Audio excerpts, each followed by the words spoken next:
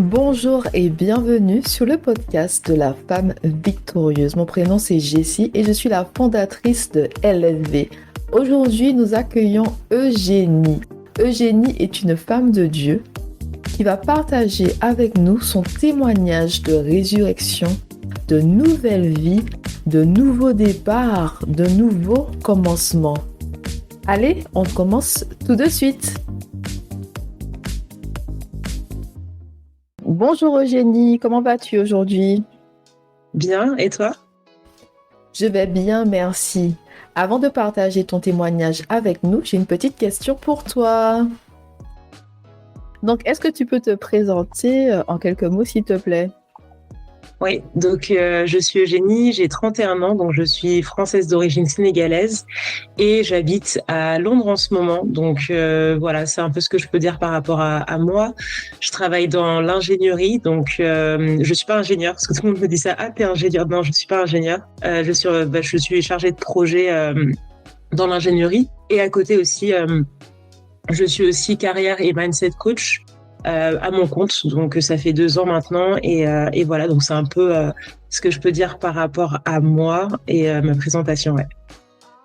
D'accord, merci beaucoup pour ta présentation. Donc, aujourd'hui, tu as un témoignage à partager avec les femmes de Dieu qui nous écoutent. Quel est ton témoignage? Qu'est-ce que l'Esprit Saint, qu'est-ce que le Seigneur a mis dans ton cœur pour partager avec nous aujourd'hui? Ouais, donc ce que j'ai eu à cœur aujourd'hui, et c'est quelque chose, je pense que j'ai porté depuis pas mal d'années, étant donné que j'ai rencontré, enfin j'ai accepté de suivre et d'aimer Dieu pleinement depuis quelques années. Donc je suis pas née, enfin je suis née dans une famille catholique, mais il n'empêche que ma décision de suivre Jésus pleinement s'est fait quand j'avais à la fin de mes enfin on va dire vers 27, 28 ans, donc relativement tard comparé à, on va dire, à d'autres personnes. Et j'ai à cœur de partager aujourd'hui que la foi, c'est un processus, dans le sens où j'ai l'impression qu'on est pas mal de personnes en crise, donc hommes ou femmes, qui parfois aussi on a ce fardeau de se dire il faut que je suive Jésus, il faut que j'aime Jésus parce que sinon je serai pas parfaite à ses yeux, etc. Et quand on tombe, en fait, on a l'impression effectivement que c'est la fin du monde et que effectivement on sera pas aimé en fait aux yeux de Dieu. Mais en fait, j'ai vraiment à cœur de dire que si en fait que au final la foi, enfin la marche avec Jésus, en fait, c'est au quotidien, c'est tous les jours se dire bien peut-être qu'aujourd'hui j'ai pas fait les choses parfaitement, mais je sais que Dieu est avec moi et que je peux grandir et qu'il m'aime en fait. Et j'ai aussi à cœur de partager aussi que Dieu guérit. On le dit souvent, il guérit. Mais pareil aussi, je pense que chacun a son rythme. Effectivement, il y en a qui sont bénis pour être restaurés et guéris au niveau de leur blessure émotionnelle de suite. C'est une grâce. D'autres, c'est un cheminement. Comme moi, ça a été un cheminement où effectivement, j'ai accepté Christ, mais mon cœur a été guéri peut-être 3 ans après. Donc, ce qui fait que des fois, je comprenais pas, je me mettais en colère et des fois, j'avais certaines blessures qui revenaient liées à mon enfance et j'étais là, mais je comprends pas pourquoi j'arrive pas en fait à passer à autre chose. Pourquoi du coup il y a des sortes d'automatismes qui reviennent, comme par exemple moi j'avais la blessure du rejet et souvent quand quelqu'un me faisait du mal, et ben je me braquais en fait, je me renfermais sur moi-même et je disais ah ben non, je calcule plus cette personne, je lui parle plus, etc. parce que c'était lié à mes blessures. Mais ça a mis du temps parce qu'effectivement j'ai pris du temps aussi à accepter que Dieu était mon Seigneur en fait, que sans lui. Excuse-moi de t'occuper, mais j'ai une petite question. Oui. Tu as dit que c'est à 27 ans que tu as donné ta vie. Qu'est-ce qui s'est passé pour que ce soit qu'est-ce qui s'est passé dans ta vie à ce moment-là pour que tu puisses prendre la décision avant qu'on aille trop loin dans ton témoignage, de vraiment Oui. mettre tout au pied de Dieu, de donner totalement ta vie au Seigneur? Alors, ce qui s'est passé à mes 27 ans, c'est que j'ai vécu un avortement. Donc, c'est-à-dire que, pour donner un peu le contexte, je pense que c'est important de donner en fait l'enfant que j'étais jusqu'à mes 27 ans. J'étais une enfant super joyeuse. Enfin, c'est assez marrant parce que quand on voit sur les photos, je suis super joyeuse, je rigole tout le temps. Enfin, j'étais un peu l'enfant rigolote. Et c'est marrant, mais je faisais même des petites célébrations. Enfin, je faisais l'église à la maison. C'était un peu ce type d'enfant. J'aimais le Seigneur en fait. Et mes parents, voilà, ont divorcé et je me suis retrouvée effectivement dans un foyer monoparental où ma mère avait beaucoup souffert. C'était une femme qui a vécu le divorce, qui était seule dans un pays étranger parce qu'elle est venue du Sénégal en France toute seule et c'était un lourd fardeau pour elle. Et ce fardeau, je l'ai senti parce que elle m'a considérée comme sa rivale, en fait, son ennemie. Et vraiment, l'ennemi l'a utilisé pour détruire mon identité. Donc, la première chose que l'ennemi a touché dès mes 3, 4 ans, 5 ans, voire plus, c'était mon identité. De toute façon, t'es moche, t'es pas assez belle, t'es une imbécile, tu n'es rien, tu n'es pas intelligente. Donc, vraiment, des paroles assez dures pour un enfant. Et c'est vrai qu'en fait, ça a créé en moi une identité. Il y avait moi l'enfant, mais cet enfant était éteinte parce qu'elle ne savait plus quoi faire. Donc, je pense que je me suis un peu éteinte intérieurement pour survivre. Donc, c'est quelque chose que j'ai créé dès le plus jeune âge. Donc, j'étais très calme en grandissant. J'étais très timide. Je ne parlais pas trop. Et c'est vrai que j'étais pas tant que ça joyeuse. J'étais une enfant qui était là. J'avais des copines, donc je faisais toujours partie d'un groupe de copines. J'étais là pour les autres, mais j'étais vraiment éteinte, toujours dans le fond en fait. Et c'est comme ça que j'ai grandi. Donc je pense que ouais, j'avais pas vraiment d'identité et je me recherchais beaucoup au niveau de tellement de choses. Je me suis recherchée en termes de qui j'étais, même sexuellement, en tant que aussi femme, parce que je savais même pas qu'est-ce qu'une femme. Après j'ai vécu avec mon père à l'adolescence et mon père m'a braqué vis-à-vis des hommes en me faisant peur vis-à-vis des hommes. Donc, ce qui fait que j'étais une adolescente qui avait peur de tout, qui savait pas où se placer, qui était un peu contrôlée par sa famille sans le vouloir et par la société. Et donc, du coup, j'ai grandi avec beaucoup on va dire, de choses en moi qui étaient enfermées. Je ne savais pas qui j'étais. Même mes dons, mes talents, je ne savais rien. Je suivais un peu le vent, les tendances, les copines. À un moment, les copines faisaient du mannequinat, donc j'ai suivi aussi la tendance. Donc, j'étais un peu dans ce type d'influence. Et c'est là où je pense où les portes se sont ouvertes pour moi les plans de l'ennemi se sont montrés dans le sens où l'ennemi m'a montré que toi aussi tu peux avoir le contrôle de ta vie en fait. Toi aussi tu peux être quelqu'un. Oui. Et c'est là où effectivement j'ai commencé effectivement quand j'avais ma vingtaine, donc la vingtaine, 20, 25 ans. C'était mes années un peu troubles clairement où les fréquentations, les copines, donc je suivais un peu l'influence de mes copines qui étaient beaucoup dans le contrôle, qui étaient un peu dans ce elle faisait en sorte qu'elle pouvait avoir ce qu'elle voulait vis-à-vis des hommes. Donc j'ai suivi vraiment ça. Auquel point où même il y a eu des moments, j'ai fait des choix qui n'ont pas honoré mon corps vraiment parce que pour moi j'étais au contrôle alors que pas du tout. J'étais pas au contrôle. C'est l'ennemi qui était au contrôle. C'est vrai, mais c'est vrai que quand on a une enfance difficile ou quand on n'a pas, en fait, quand les parents ne peuvent pas nous guider, mais dans le sens conformément à la volonté de Dieu, pour vraiment nous montrer qui nous sommes, notre identité en Christ, nos dons et nos talents, réaffirmer notre identité et tout, nous protéger aussi de ce monde. C'est vrai que arriver à l'âge adulte ou jeune adulte entre 18 ans et 25 ans, on se perd beaucoup. Et c'est vraiment, on se perd dans la quête de son identité. Et parfois, comme on ne se connaît pas, donc on fréquente les mauvaises personnes, les mauvaises influences. Et même des fois, quand on sent qu'il y a quand même un problème, on n'est pas quand même en paix, mais comme on n'a jamais eu de paix dans la vie, on ne sait pas c'est quoi. Donc en fait, on continue vers la falaise sans s'en rendre compte. On continue. Et puis il y a vraiment les personnes autour de nous qui des fois applaudissent, qui disent oui, viens avec nous, fais ça aussi, tu vas voir, ça va marcher. Et il y a cette envie aussi d'avoir du succès ou d'avoir ce qu'on désire. Il y a vraiment cette envie-là, très jeune, j'ai aussi envie d'avoir du succès et d'avoir ce dont je désire. Et après avoir vécu tout ça, après avoir souffert, je mérite ce bonheur. Je le mérite vraiment. Et je pense que l'ennemi utilise vraiment ça contre nous. Tu mérites d'être heureuse. Toi aussi, tu peux avoir ça et tout. Et on accueille en fait ces pensées-là. Donc oui, c'est vrai, je mérite. Et pour être heureux, je dois faire ça. Et ça joue contre nous en fait. Hein. Ouais, vraiment, c'est vraiment ça. Et c'est le sentiment que j'avais en tant que jeune femme, enfin dans la vingtaine, où je me disais, j'en ai marre de souffrir. Il est temps aussi que moi aussi je sois vue, que moi aussi je sois aimée avec des guillemets, parce que je n'avais pas la définition de l'amour en fait. J'aime ma famille, hein. J'ai de très bons rapports avec eux parce que Dieu a restauré notre relation. Mais à l'époque, mon père aussi avait vécu pas mal de choses. Et je pense que par peur, il était beaucoup dans le contrôle. Et en fait, ça a créé l'effet inverse chez moi. Donc je me suis rebellée clairement Parce que mon père aussi, mine de rien, il y avait des graines de foi dans l'éducation qu'il m'a donnée. C'était le premier homme que j'ai vu louer Dieu, crier à Dieu, pleurer à Dieu. Mais vraiment, enfin, je me disais, mais qu'est-ce qu'il fait cet homme? Mais en fait, non, il louait Dieu. Oui. Mais malgré tout, je rejetais tout parce qu'il nous forçait à aller à l'église. Et moi, enfin, étant donné que toute ma vie, on m'avait contrôlée, je ne voulais plus qu'on me contrôle. Donc, j'avais tout rejeté, même y compris la foi.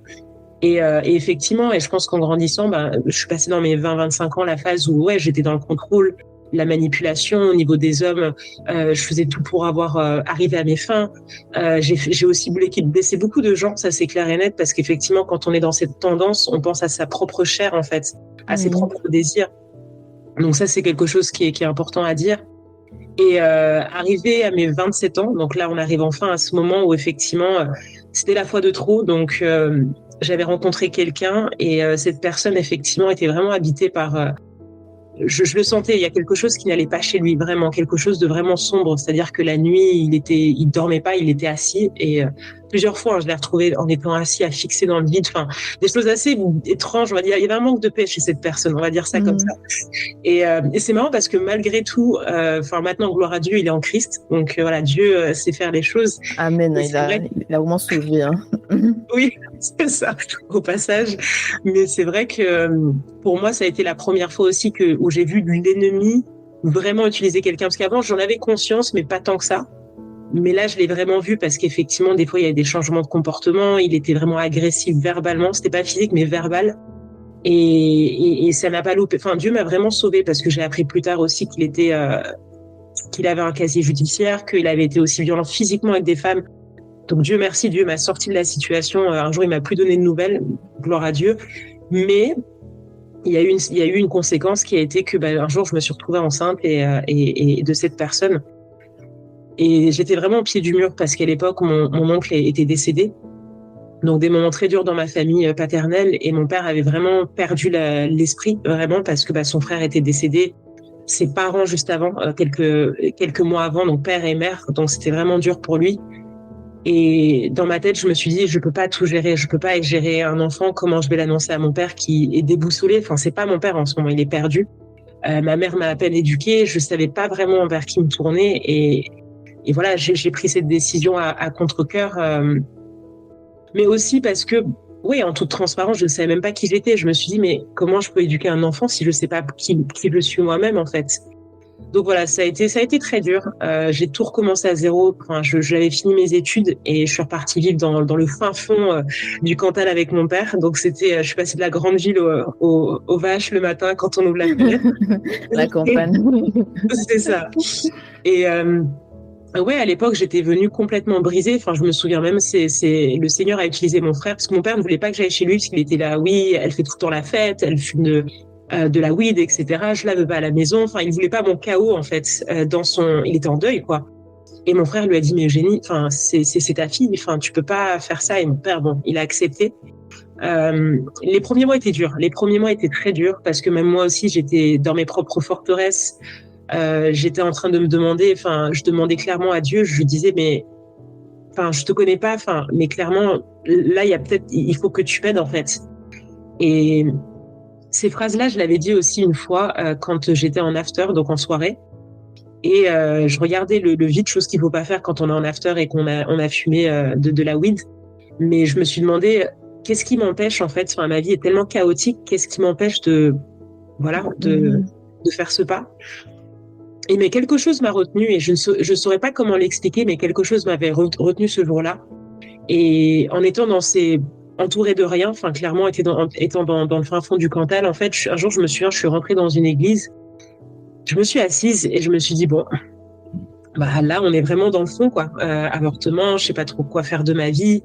Mentalement ça va pas, enfin psychologiquement. J'ai une question, excuse-moi de t'interrompre, mais est-ce que les pensées suicidaires c'était lié à la culpabilité de l'avortement ou est-ce que l'avortement c'était la goutte d'eau en fait, c'était juste la goutte d'eau, la goutte de trop?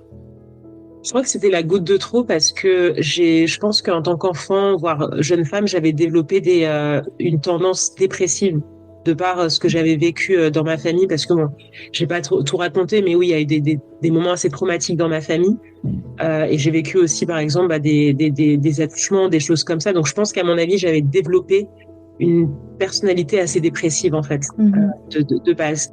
Donc je pense que c'était la goutte de trop en me disant, c'est comme si j'avais atteint un point de non-retour. C'était un peu ça. D'accord. D'accord, Ouais. merci beaucoup. Donc tu disais que tu étais à l'église. Ouais, j'étais à l'église et là je me suis dit bon ben là le bilan, si on fait le bilan, c'est que ça va pas.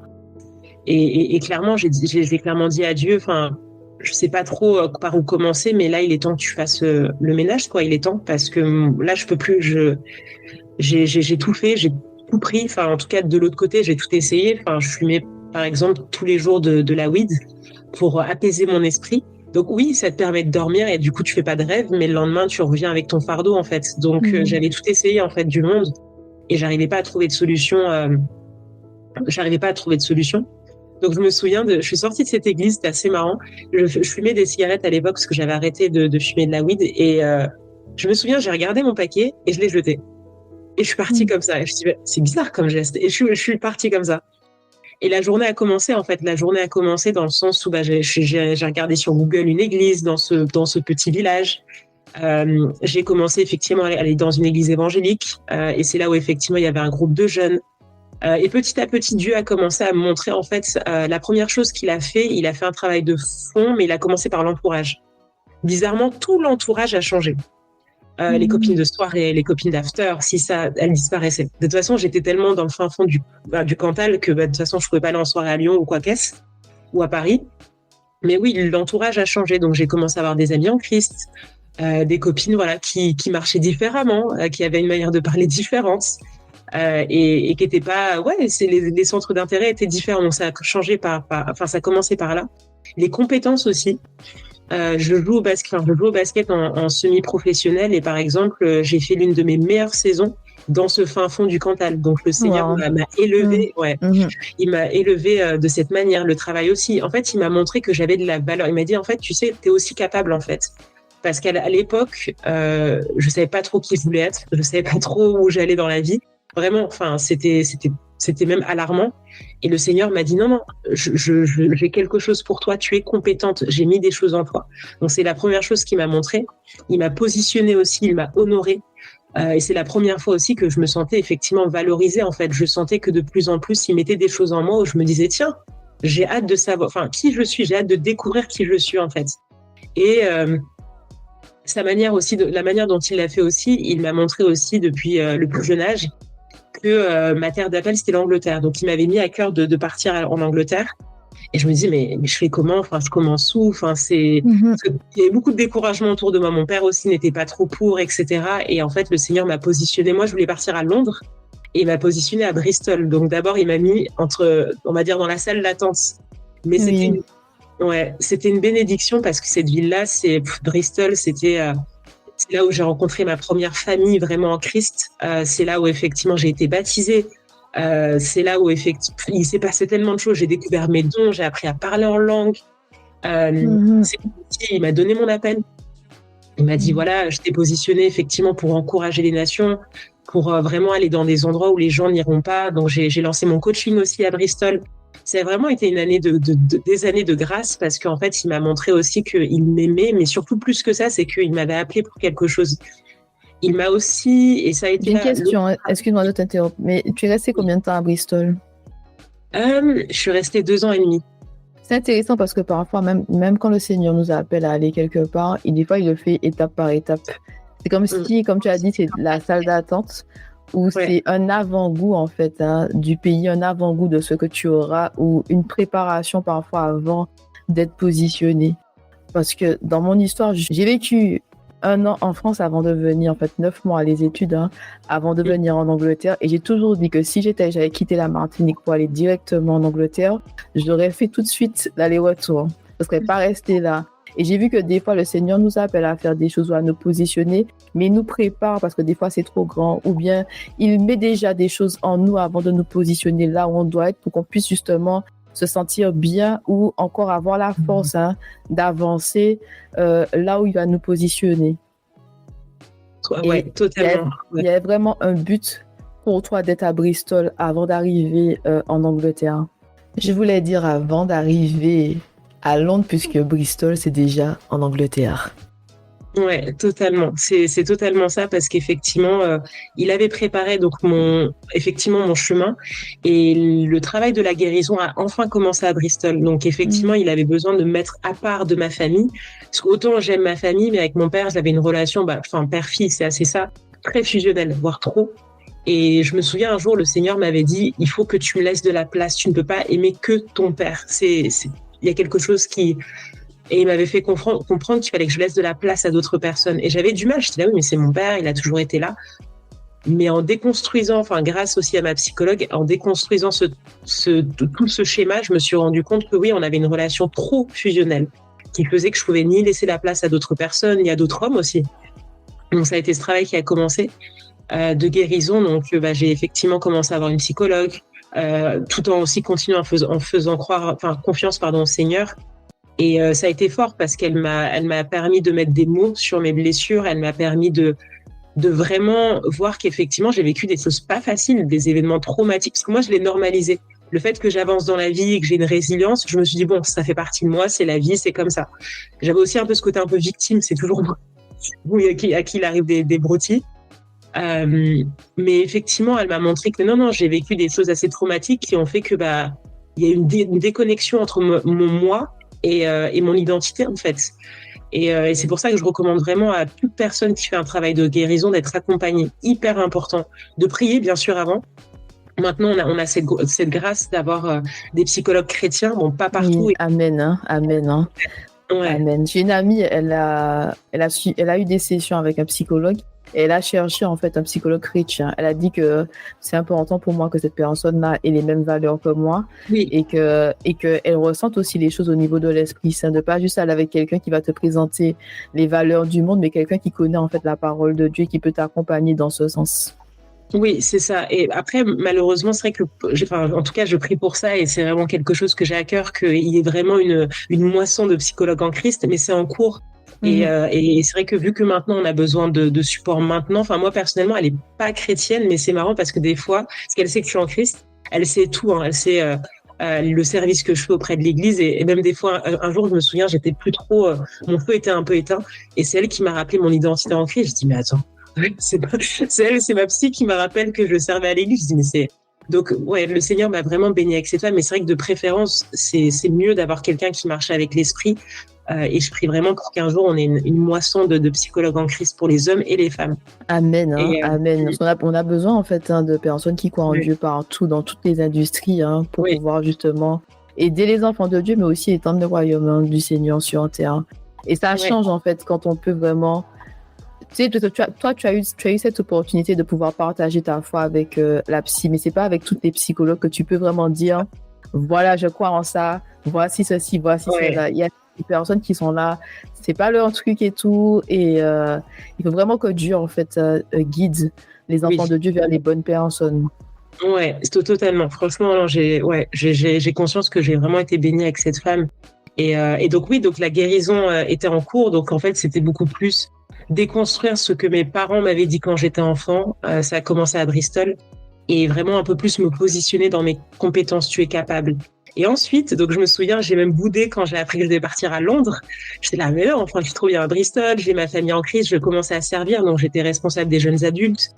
J'étais mentor, je faisais du coaching, j'étais responsable d'un groupe de prière. Donc vraiment, le Seigneur m'a positionnée dans des rôles aussi où vraiment c'était magnifique. J'ai vu des femmes aussi qui étaient pas en crise. Et en fait, c'est là où je me suis rendu compte de mon appel parce que la plupart des femmes qui étaient réceptives à mon témoignage, c'était des femmes qui justement qu'on avait entre guillemets, je rejetais un peu dans l'église parce que voilà, effectivement, une femme qui a déjà eu des relations hors mariage, ça fait un peu désordre. Une femme qui a eu un avortement, ça fait désordre, enfin des choses comme ça. Mais en fait, ces femmes-là étaient très sensibles à mon témoignage. Donc, et maintenant, même tout à l'heure, je parlais à une fille dont j'ai été la mentor. De filles qui sortaient tout le temps, etc. Maintenant, elle sert le Seigneur, elle est zélée. On peut même plus l'arrêter. Je suis là, bon, mais c'est une grâce. Mais donc voilà. Donc après, j'ai dû partir à Londres et la journée a commencé. Donc Londres, le positionnement a été dur. Dur. C'est pour ça que je dis que la foi, c'est un processus et je veux être honnête là-dessus. Malgré le fait que j'étais zélée, j'étais en feu, le Seigneur m'avait parlé, etc.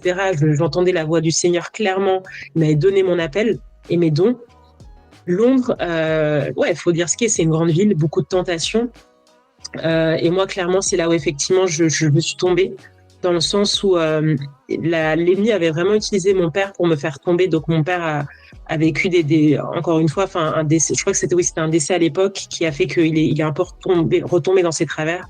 Et je me souviens, enfin, ça m'avait vraiment blessée. On avait une altercation assez forte avec mon père qui m'avait vraiment blessée parce qu'il avait parlé de mon identité. C'était dur. Je me suis dit waouh, et ça m'a pas mal ébranlé vraiment.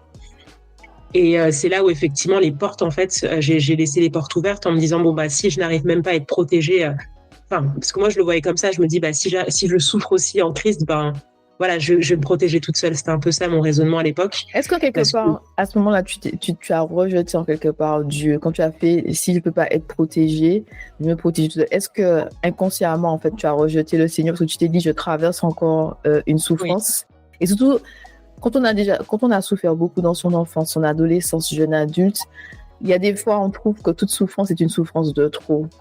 Il y a toujours cette question des fois qu'on se pose, n'ai-je pas assez souffert, Seigneur? Pourquoi je dois encore passer par là? Est-ce que inconsciemment même si tu n'as pas dit ça à haute voix, que je te rejette, Seigneur, mais est-ce que inconsciemment tu as rejeté, tu as dit, je ferme les portes, je vais vivre ma vie selon moi et selon mes règles, souffrance pour souffrance, je choisis de marcher seule.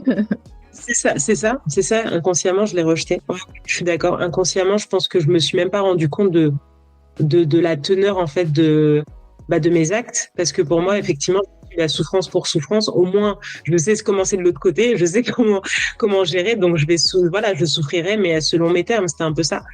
Parce que j'étais pas encore renouvelée, vraiment. Mes pensées n'étaient pas renouvelées, ni vraiment, je pense qu'en fait, je me suis pas rendu compte encore une fois que la guérison et la foi, c'est un processus. Je voulais que tout arrive vite, en fait. Enfin, le Seigneur m'avait montré des rêves sur ma destinée. Et j'étais là, c'est toujours pas là. Donc j'étais là, bon ben, voilà, on va partir de l'autre côté. Dieu. Mais le pire, c'est que moi, ça m'est arrivé aussi parce que quand j'étais jeune, c'est comme si le Seigneur te donne des rêves de grandeur au milieu du chaos. Il te donne des rêves de grandeur. Il te montre ton destin. Il te donne des appels. Ensuite, des fois, tu ressens qu'il y a un appel qui est fort dans ta vie. Et puis, plus tu avances, plus c'est la souffrance. Et moi, je pense que ça m'avait fait un choc parce que moi, je suis sortie d'une famille toxique et abusive.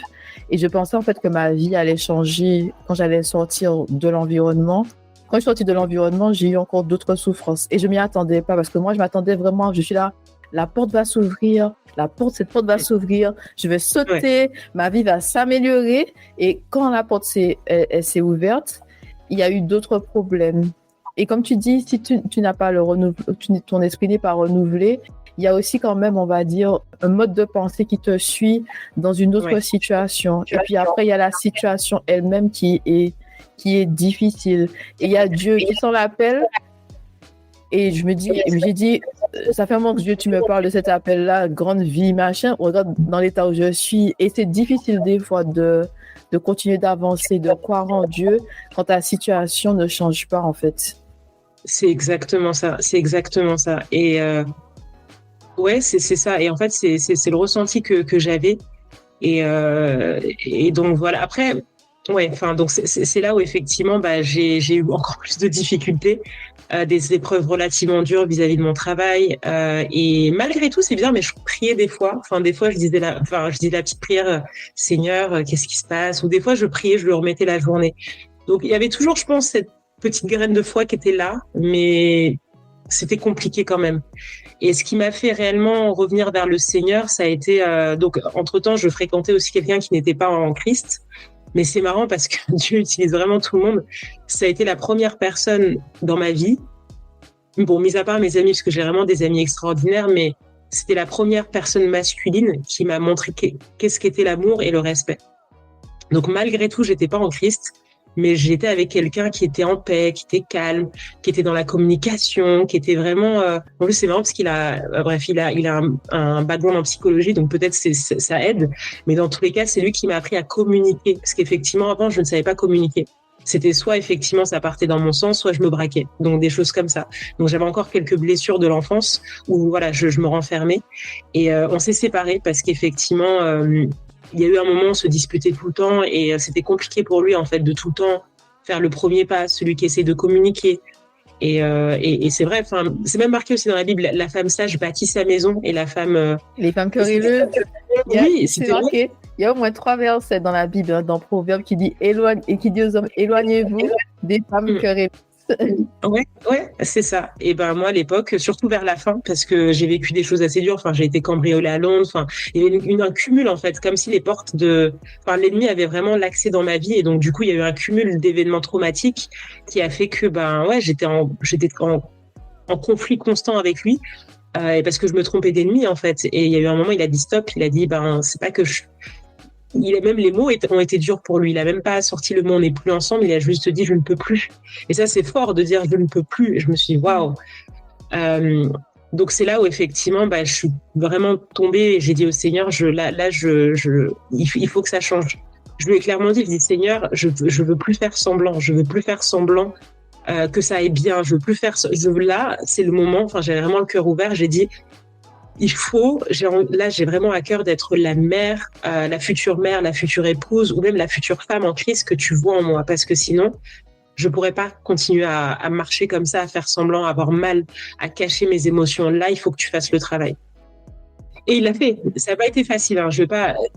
Parce que je pense que des fois, on se rend pas compte des paroles qu'on dit. Mais lorsqu'on dit des paroles parfois, ou quand on dit Seigneur, transforme-moi, change-moi, il y a un moment où le Seigneur aussi va devoir nous presser, en fait. Non, mais c'est le chaos. Quand tu dis à Dieu ce genre de choses-là, Seigneur, je te donne toute ma vie et tout, change-moi, j'ai l'impression que le chaos qui suit après ça, tu te rends même pas compte parce que comme les fondations sont pourries, le Seigneur est obligé de détruire ta maison qui est pourrie, avec les fondations pourries et de t'aider en fait à bâtir de nouvelles choses sous des fondations saines. Et en fait, les gens, ils se rendent pas compte parce que on pense vraiment que quand on dit ça, les choses vont s'améliorer demain, le mois prochain et tout. Mais en fait, le Seigneur change tout. C'est comme s'il fait vraiment un grand nettoyage et le grand nettoyage fait mal. Ça fait vraiment mal. Et on comprend pas pourquoi je souffre encore. Je t'ai donné ma vie et tout. Pourquoi j'ai mal comme ça? C'est vraiment dur. Surtout quand on comprend pas le Seigneur. On sait pas qu'est-ce qu'il fait. On lui fait confiance, mais il y a toujours il y a le manque de connaissances. On n'est pas encore mature spirituellement. On se pose beaucoup de questions par rapport au Seigneur. Qu'est-ce que tu fais dans ma vie? C'est le chaos et tout. J'ai perdu mon travail. Je dois changer de maison. Et en fait, peu importe comment il agit, parce qu'il agit de manière différente dans la vie de ses enfants, parce que ça dépend en fait de notre destin. Mais il y a toujours ce chaos qui précède en fait. Quand tu dis au Seigneur, aide-moi, change-moi, je te donne tout. Le Seigneur, il va détruire cette maison pourrie avec ses fondations pourries pour vraiment reconstruire sur des bases saines. C'est exactement ça. Et c'est ce qui s'est passé en fait. Je suis partie et il a construit vraiment de zéro. Je me souviens, c'était dur. Je crois que en termes de peine, ça fait partie de mon top 3, quoi. C'était vraiment, je voyais le monde en gris, je pleurais tout le temps. Genre des fois, je me souviens, j'étais en voyage au Canada, et j'ai dû à un moment me cacher dans des toilettes publiques parce que je pleurais en pleine visite. Enfin, c'était en plein jour et j'avais juste envie de pleurer. Je me dis non, je vais pas pleurer maintenant. Et je me suis cachée dans des toilettes et j'ai pleuré. Au travail aussi, j'ai pleuré. Parce que fallait que tout sorte, en fait. Et malgré ce qu'on peut dire aussi, je respecte beaucoup aussi l'aspect psychologique et le travail psychologique. Mais en tout cas, de ce que j'ai vécu, moi, c'est vraiment le Seigneur qui m'a soignée et restaurée. Parce que ça a aidé l'aspect psychologique, mais le vrai travail de fond, arracher tout, ça a été le Seigneur. Et de A à Z, c'est-à-dire qu'il m'a appris aussi à accepter l'amour. Qu'est-ce que l'amour? Comme les enfants, il m'a dit voilà ce qu'est l'amour, voilà ce que n'est pas l'amour. C'est un papa, c'est vraiment un papa. En fait, les gens ne s'en rendent pas compte parce qu'il faut vraiment marcher avec le Seigneur pour voir ça. Et il faut vraiment donner à Dieu cette place-là pour que le Seigneur puisse t'éduquer. Parce que tant que tu dis pas à Dieu, je te donne tout, il prend pas cette place-là de je vais t'éduquer. Parce que il y a un tas de trucs, quand tu dis aux gens que Dieu m'a montré ci, Dieu m'a expliqué ci, ils peuvent pas comprendre ça tant que tu le vis pas toi-même. Parce que ils ont l'impression peut-être que Dieu nous tient par la main, il va s'asseoir devant nous et nous dire bon ben voilà nana, mais il utilise en fait des fois des vidéos des personnes, des fois c'est sa voix qu'on entend et tout, des fois c'est des choses qui déposent dans notre esprit pour nous dire voici comment je vois les choses. et voici ce que tu vas devenir, voici ce que je veux que tu deviennes, par exemple. Mais il y a que Dieu, j'ai trouvé ça dans aucune relation, il y a que le Seigneur qui fait ça, et vraiment, il est vraiment patient avec nous, ses enfants. Il y a beaucoup de compassion. Il prend vraiment notre main pour faire genre, je te montre ça d'abord, ensuite je te montre autre chose. Est-ce que tu comprends maintenant? Tu vois? Et c'est vrai que comme tu dis, moi j'ai eu aussi, quand j'étais à l'université, on pouvait en fait voir un psychologue, et moi j'ai vu une psychologue pendant un an, j'ai vu la psychologue et tout à l'université et tout, on avait des sessions pendant un an pour faire remonter en fait certains problèmes, et surtout c'était des problèmes liés à la relation avec mon père et tout que je parlais, enfin la relation, les problèmes qu'il y avait dans la relation de mes parents. C'est vraiment ce qui m'avait traumatisée, et je parlais de ça. Donc il y a cette partie-là, être suivi par un psychologue qui fait du bien, parce que le psychologue, tu parles que de toi. Il n'y a pas de réciprocité, il n'y a pas de et vous, et toi, il y a vraiment, tu parles que de toi, et cette personne-là est concentrée que sur toi. Et je pense que c'est vraiment important, s'il y a des personnes qui ont besoin d'être guéries, de vraiment mettre ça au pied de Dieu pour que Dieu vraiment vous conduise vers la bonne personne, parce que la psychologue est concentrée seulement sur le patient ou la patiente. Il n'y a personne d'autre, c'est pas une réciprocité, c'est tu es là et on fait que parler. Elles nous posent des bonnes questions, elles peuvent en fait, ou ils peuvent en fait nous donner des indications. Mais il y a vraiment un travail de fond qui est fait, et c'est pas genre une relation, c'est pas genre une conversation amie, c'est une conversation qui est braquée sur nous, notre identité et nos blessures. On peut pas retrouver ça sur les amis, parce que sous les amis, il y a un fardeau qu'on met sur eux, et ce sont pas des psychologues. Alors qu'avec les psychologues, ils sont là pour ça. Et après, quand on sent, parce qu'en général, les personnes qui ont été suivies, il y a un moment, on sent que c'est la fin, qu'on n'a plus besoin, et il y a Dieu qui prend sa place, et après qui nous ouvre les yeux sur d'autres choses. Mais pour moi, il y a eu vraiment, je vois vraiment, j'ai vu en tout cas, après les 1 an, qu'il y a eu des chaînes qui ont été brisées. J'ai commencé à voir les choses différemment, mais il y a aussi Dieu qui a pris sa place en tant que mon père qui m'éduque. Totalement, totalement. Et il y a quelque chose sur laquelle j'aimerais bien rebondir que tu as dit et qui m'a vraiment, ça a touché mon cœur, tu as dit, il utilise des gens, et c'est vrai, il faut que je le mentionne. Le Seigneur, durant cette saison, a utilisé la mère d'une amie qui est pasteur, une femme de Dieu, mais exceptionnelle, parce que ça a été aussi cette femme à travers qui j'ai senti l'amour de Jésus. Elle était douce, patiente, alors que c'était une pasteur. Moi, dans ma tête, je me suis dit, bon, pasteur, elle va me faire la morale. Non, même pas. Elle m'a pris à mon niveau. Donc, elle me disait pas des enseignements trop durs. Elle me prenait avec compassion. Des fois, j'étais en boucle sur mon ex. Elle m'écoutait avec douceur. Elle me dit, oui, je l'entends. C'était vraiment patient, et petit à petit elle m'a dit, est-ce que tu veux vraiment faire confiance, tenir la main du Seigneur et voir ce qu'il a prévu pour toi? Et là on a commencé à reconstruire en fait mon feu en fait intérieur, ma foi, mon identité en tant que femme en Christ, femme de Dieu. Et c'est là où effectivement c'est vraiment, je lui dois je remercie Dieu pour sa vie, parce que ça a été une femme qui a fait preuve de tellement d'humilité, et je me dis waouh. C'est ça en fait, être un serviteur de Dieu, ça ressemble à ça. En fait, elle m'a montré la voie, et clairement oui, ça a été pour moi un tremplin, parce que après le Seigneur m'a montré mon identité en tant que femme, chose que j'avais du mal à percevoir à travers tous mes différents personnages, parce que j'ai joué au basket en semi-pro. Il y a un moment, j'avais un côté un peu plus masculin, parce que j'avais peur de souffrir, autoritaire, etc. Donc là, j'ai appris à être une femme, des fois à recevoir, à être plus posée, à accepter aussi ma sensibilité, parce que maintenant je l'assume pleinement, j'ai une hypersensibilité. Et avant, voilà, on disait souvent, oui, tu prends les choses à cœur. Non, c'est parce qu'effectivement, j'avais une hypersensibilité qui faisait que beaucoup de choses me touchaient beaucoup plus que d'autres personnes. Il y a plein de choses, que j'ai acceptées récemment, mais le plus gros boulot, ça a été le travail de guérison. Je l'ai senti un jour, un matin. Ça, je m'en souviendrai toujours. Je parlais à l'Esprit Saint, j'accueillais l'Esprit Saint dans mon cœur, et j'ai senti une chaleur qui ressemblait à, je sais pas, c'était juste de la chaleur, et j'ai juste souri, genre comme ça. Je me suis dit waouh.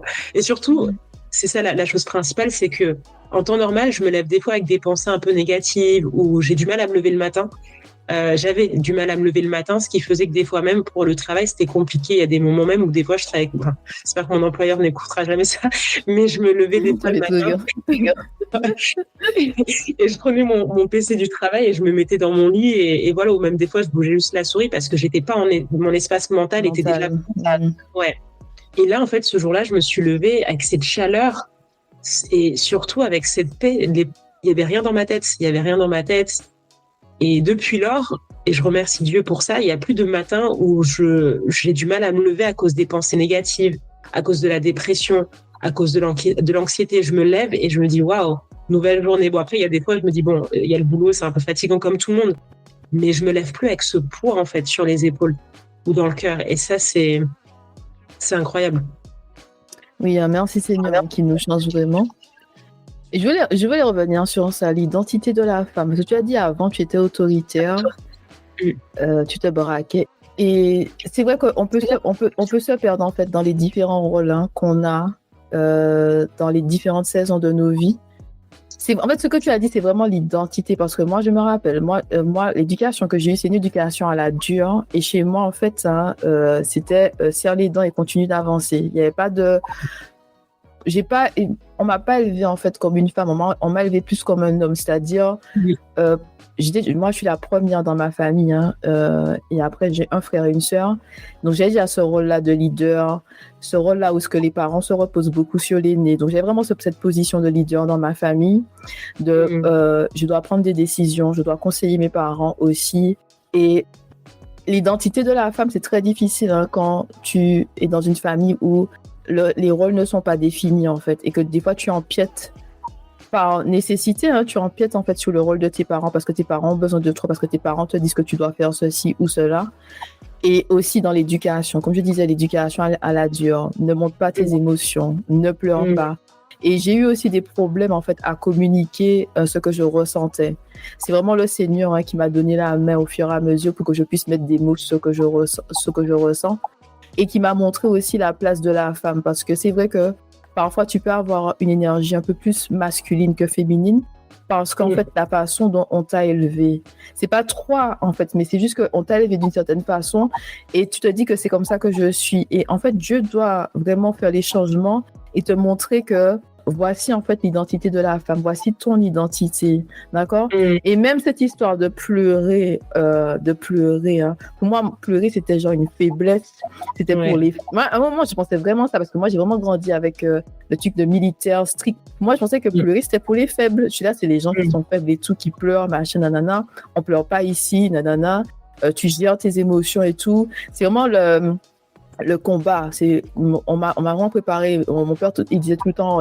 la vraie vie, c'est difficile, machin. Donc, dans son sens, il nous a préparé, en fait, pour pouvoir faire face aux difficultés de la vie et avancer malgré la douleur.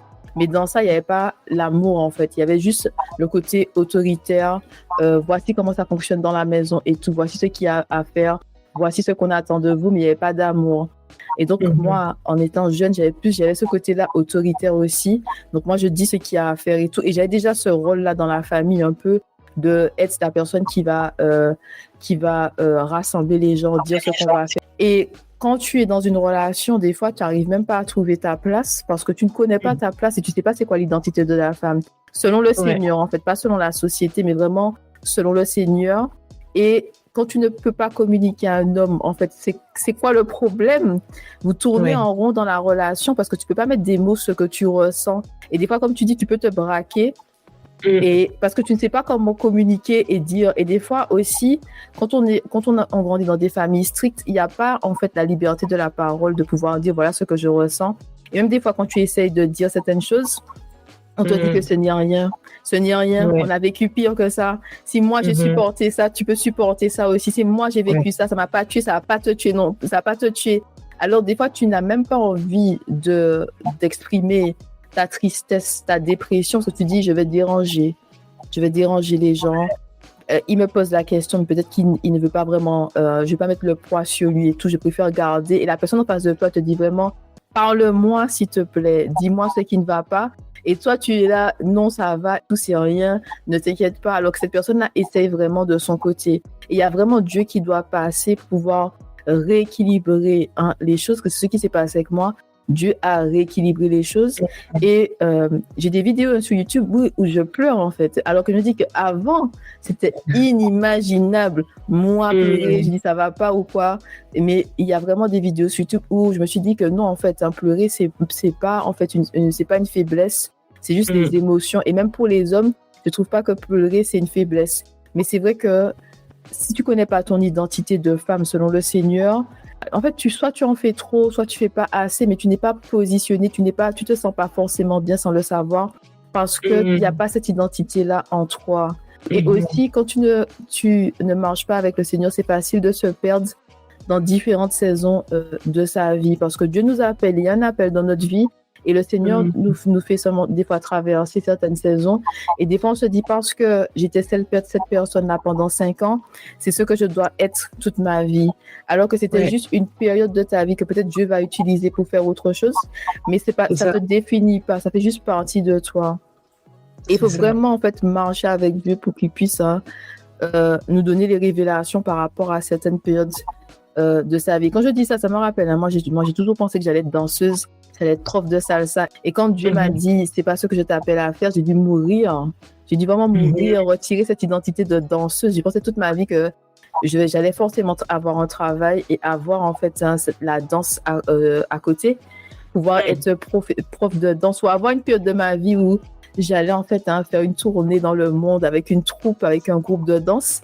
Mais ça, c'était vraiment moi et ce que je pensais par rapport à mes dons et mes talents, mais c'est pas ce que Dieu a dit qu'il va faire avec ça. Et il y a vraiment cette possibilité de se perdre dans son monde quand on connaît pas son identité de femme, son identité en Christ, mais aussi en fait là on se définit par rapport à une saison de notre vie. Ouais, waouh, totalement. Au niveau des saisons, c'est quelque chose qui m'a beaucoup parlé parce qu'effectivement, j'ai senti comme tu l'as dit, faut vraiment être en alignement avec ce que Dieu veut pour nous parce qu'après, il met les bons enseignements devant nous. Et pour la petite anecdote, c'est dans cette saison. Et c'est là où c'est marrant parce que quand j'ai vu ta page, c'est assez marrant, mais à l'époque, j'étais dans une saison où je me repositionnais au niveau de ma foi et tu parlais beaucoup des combats spirituels, etc. Je dis, donc c'est intéressant, je vais suivre. Et ensuite, donc c'est là où le Seigneur m'a parlé de mon identité de femme qu'il était en train de restaurer. C'est là aussi tu as proposé des coachings. Donc je me suis dit tiens, pourquoi pas. Donc après du coup, j'ai aussi rejoint tes coachings sur l'identité de la femme. Et récemment aussi, quand j'ai suivi ton live, tu parlais aussi du ministère du mariage et je me suis dit tiens, qu'est-ce que le Seigneur essaie de me dire? Mais pour dire que c'est important aussi d'être sensible à la voix de l'Esprit Saint parce qu'il va mettre devant nous les bons enseignements. Je pense que dans la journée en Christ, on n'est pas seul. Et ça, c'est important à dire parce que même récemment, c'est ce que je disais à une amie en Christ qui est dans notre équipe de louanges et qui veut devenir chanteuse. Je lui ai fait comprendre que la marche en Christ, on n'est pas seul. Dieu va mettre des gens autour de nous. Je dis pas qu'il faut prendre tout et n'importe qui parce que c'est important aussi, ça aussi, je l'ai appris cette semaine, de marcher aussi avec les gens qu'il a sélectionnés pour notre destinée. Mais il y a des enseignements qu'il va mettre autour de nous si on est sensible. Et c'est ces clés-là dont on a besoin pour aller au prochain niveau. Des fois, ça peut être du coaching. Des fois, ça peut être aussi un psychologue. Des fois, ça peut être des enseignements. Mais c'est hyper important d'avoir un cœur enseignable. Donc ça, c'est Non, tu as raison, parce que c'est vrai que dans la marche avec le Seigneur, je me rappelle, c'est vraiment quand je suis arrivée en Angleterre, avec l'anglais et tout, que j'ai pu accéder à du contenu, parce qu'en France, ils traduisaient pas, par exemple, Joyce Meyer ou les pasteurs américains. Et moi, j'ai reçu vraiment l'enseignement, pas quand j'étais en Martinique, mais vraiment quand je suis arrivée en Angleterre.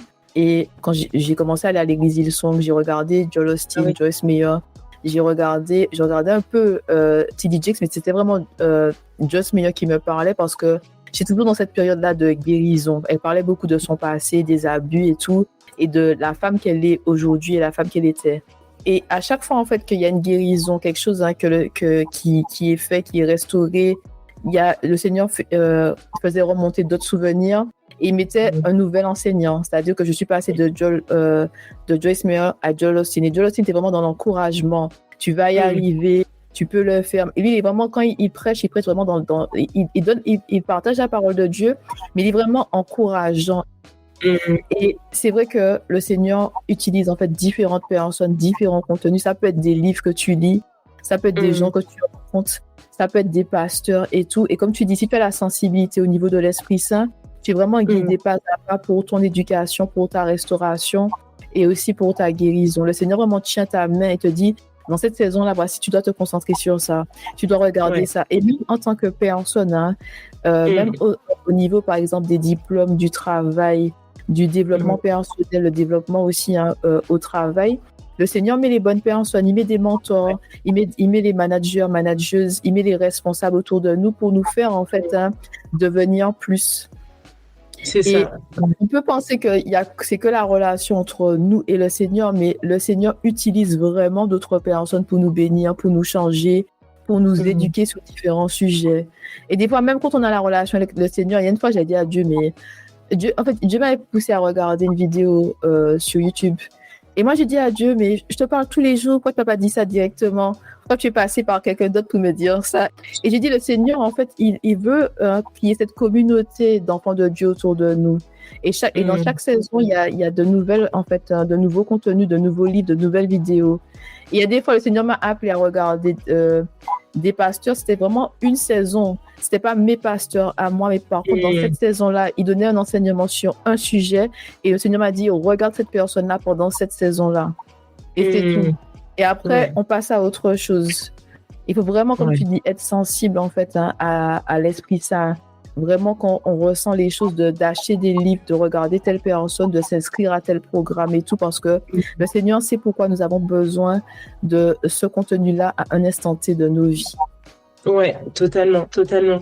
Et quelque chose aussi qui m'a aussi beaucoup marqué dans mon processus de guérison. Donc, il a commencé par le cœur. Et maintenant, en ce moment, je suis dans une saison où c'est beaucoup plus lié au corps. Donc là, je reprends la danse, je fais de la danse contemporaine, etc. Je me vois, en fait, enfin. Et c'est assez marrant parce que j'ai fait cet exercice de manière... Ouais, ça a été un processus. Donc maintenant, j'arrive à me voir pour ce que je suis et non pas ce que le monde dit de moi ou ce que ma mère disait. Genre, tu n'es pas belle, tu n'es pas assez. Et c'est aussi mon mindset qui a changé, donc ma manière de penser. Et c'est aussi pourquoi aussi, moi, ça me tient beaucoup à cœur en tant que, parce que je fais ça en tant que coach, de dire que même en tant que chrétien, quand on vient en Christ, je pense qu'il y a tout un travail aussi au niveau de la façon dont on se voit, en fait, en tant que chrétien.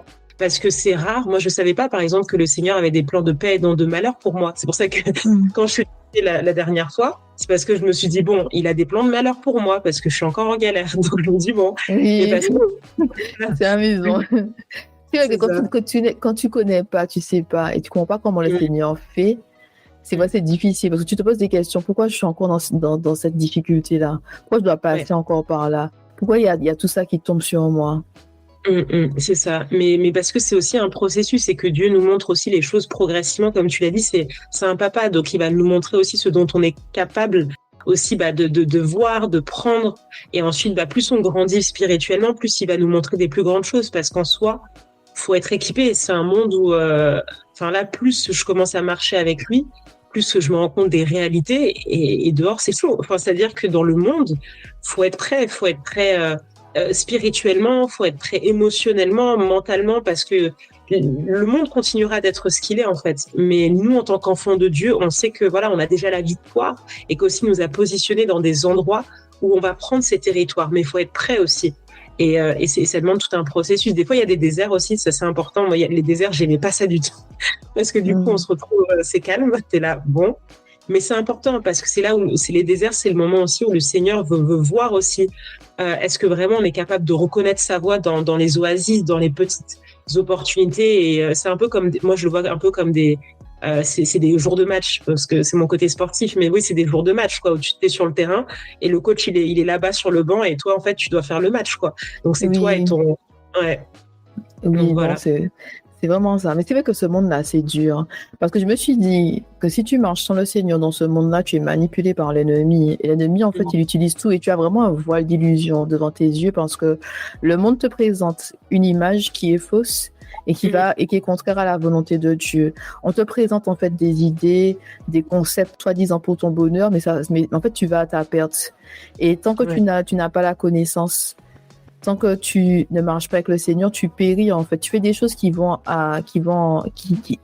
fais des choses qui te conduisent vers le malheur tout simplement. Et tu te poses des questions pourquoi ça ne réussit pas. Tu essaies de mettre de nouveaux plans en place, mais sans savoir en fait qu'il te manque Dieu tout simplement. Et des fois, tu essaies de faire des choses avec des fondations pourries, ça ramène jamais rien. Quand tu fais du mal aux gens, tu n'as jamais la paix. Et quand tu as des malheurs, tu n'as pas la restauration. Parce que Dieu restaure toujours ses enfants. Il y a un moment où tu souffres, et à un moment, Dieu dit, ce monde d'être restauré. Je te donne un nouveau cœur et un nouveau corps. D'accord? Je change ta façon de penser. Je renouvelle ton intelligence. Et moi, la dernière chose que le Seigneur il a faite dans ma vie, c'était les promesses. Moi, j'ai du mal avec cette histoire de promesses parce que justement, on m'a fait beaucoup de promesses quand j'étais jeune dans l'environnement familial et personne n'a tenu ses promesses. Donc moi, à l'âge adulte, j'avais tendance à, quand les gens me disent « je te promets », j'avais tendance à faire « mon Dieu, encore quelqu'un qui ouvre sa bouche me dit « je te promets ». Et c'est encore du blablabla. Et il y a une expression en fait en créole. Je pense que c'est tout le temps dans ma famille qui disait ça. Ils te disent que la rivière montée, la rivière descend. Quand quelqu'un te dit quelque chose, il dit qu'en fait la rivière est montée, la rivière est descendue, mais c'est dans le sens que l'eau a coulé sous le pont, il ne s'est rien passé. Tu vois, c'est la personne a parlé, mais elle a parlé vraiment dans le vide. On a vu la rivière changer de mouvement, mais il ne s'est rien passé. Cette personne n'a pas tenu à ses promesses. Et j'ai répété ça plusieurs fois à mes sœurs. Je dis plusieurs fois que moi, dès que quelqu'un me dit « je te promets », moi, j'entends rien du tout. En fait, je te fais « oui, mais j'entends rien du tout ». Et j'ai dit à Dieu aussi que c'est difficile parce que quand Dieu te promet des choses et tout, c'est très difficile parce qu'il y a l'expérience humaine, il y a Dieu, mais il y a aussi l'expérience humaine. Et parfois, en fait, on est brisé à cause de personnes, de nos familles, des personnes qu'on aimait. Et quand Dieu vient vers nous et nous dit quelque chose qui est similaire, inconsciemment, on rejette. Il dit « je te promets ». Moi, je dis « je te promets ». J'ai dit, quand Dieu m'a dit « je te promets », j'ai dit « oh mon Dieu, encore une promesse. Encore une promesse ». Et dernièrement, en fait, je me suis réveillée un jour, j'ai senti que non, maintenant ça va, en fait, j'ai plus de problème avec les promesses. Après, j'ai regardé Dieu. Quand j'ai regardé Dieu, j'ai juste regardé dans le ciel. Je dis, Seigneur, c'est toi. Tu as retiré ça sur moi. Et je me suis dit, est-ce qu'il y a une personne qui a prié pour moi? Je ne sais pas. Je me suis dit, Seigneur, tu es toi, tu as retiré ça sur moi parce que maintenant, je peux entendre les promesses. Mais avant, c'était tellement difficile pour moi d'entendre des promesses à cause des blessures, à cause des abus de je te promets ceci, je te promets cela, et les gens ne tiennent pas à leurs paroles. Et il n'y a que Dieu, en fait, qui peut nous restaurer, même sur les blessures, les abus sexuels, les abus physiques, les abus émotionnels. Il n'y a que Dieu qui peut nous restaurer de ça pour ne pas, en fait, toujours porter ce bagage de ce qui s'est passé, ce bagage de peut-être l'enfance, jeune adulte, de ce que peut-être ton ex t'a fait et tout. Tu portes pas ça dans ta nouvelle relation parce que Dieu t'a guéri, mais Dieu t'a restauré. Et la restauration, c'est vraiment comme si il s'était rien passé. Dieu ferme vraiment la porte parce que j'ai vécu l'enfer quand j'étais jeune, mais ça ne m'atteint pas en fait parce que Dieu a fermé la porte avec ça. Et il n'y a que Dieu qui peut nous offrir ça. Il n'y a que le Seigneur qui peut vraiment nous changer. Et tu peux pas retrouver ça dans le monde. Tu peux boire de l'alcool tous les soirs. Tu peux être vraiment avec la dépendance au niveau sexuel et tout, changer d'homme tout le temps, changer de femme tout le temps être dans des relations. Ça va jamais t'apporter la paix.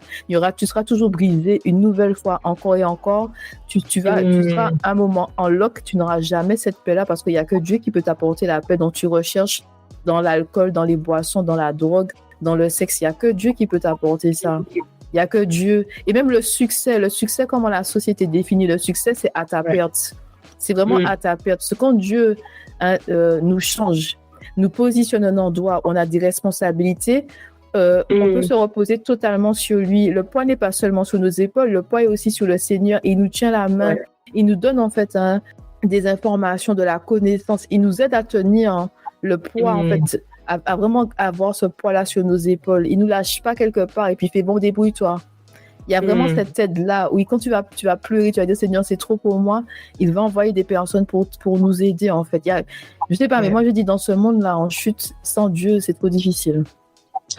Totalement, sans Dieu, c'est trop difficile. Et comme tu l'as dit, je pense qu'il y a tellement d'alternatives et je pense que je suis bien placée pour le dire parce qu'effectivement, pendant 27 ans, j'ai vécu ça. En fait, j'ai clairement vécu des alternatives. J'ai tout fait. Franchement, j'ai tout fait pour essayer d'être libre. Moi, c'était un peu ça. Mon mantra, c'était que je voulais être libre. Je voulais pas être contrôlée par le monde, mais au final, c'est le monde qui m'a contrôlée parce que je suis passée par tout. Je suis passée par l'addiction à la weed. L'alcool aussi, les soirées, j'avais un alter ego, clairement c'était ça en fait qui me permettait d'être populaire, mais au final cet alter ego c'était pas moi en fait, parce qu'au final ce qui est marrant c'est que maintenant, et ça je m'en suis rendu compte parce que le Seigneur a vraiment séparé ces deux personnalités, je suis une extra introvertie mais j'ai une nature très calme en fait.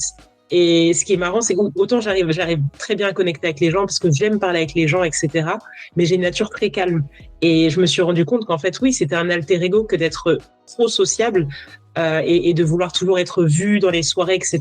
Parce que oui, c'est ce que le monde m'a fait comprendre en me disant oui, c'était comme ça, les gens vont t'aimer. Alors, pas du tout. Enfin, tu peux être toi-même en fait. Tu peux être celle que Christ a créée sans en faire trop en fait. Et en faire trop des fois même, ça cache quelque chose.